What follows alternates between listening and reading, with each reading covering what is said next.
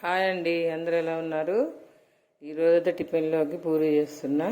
ముందుగా అయితే పిండి కలుపుకొని చిన్న చిన్న ఉండలుగా ఇలా చేసుకొని ఆయిల్లో అద్దుకొని చేసుకోవాలండి. పూరి నూనెలో పిండితో చేస్తే నూనె మాడుతుంది, ఇలా ఆయిల్తో చేసుకుంటే నూనె కొంచెం ఫ్రెష్గా ఉంటుంది, పూరి కూడా మంచిగా పొంగుతుంది.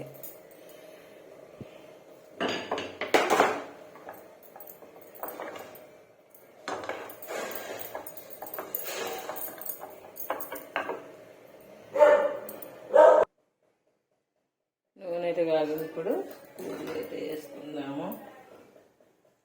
పూరీలు చేయటం అయితే అయిపోయింది. వీటికి కాంబినేషన్గా ఎగ్ పొడి చేస్తాండి.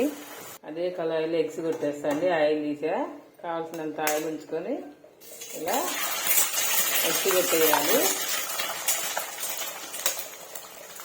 4 ఎగ్స్ అయితే కొట్టుకున్నా.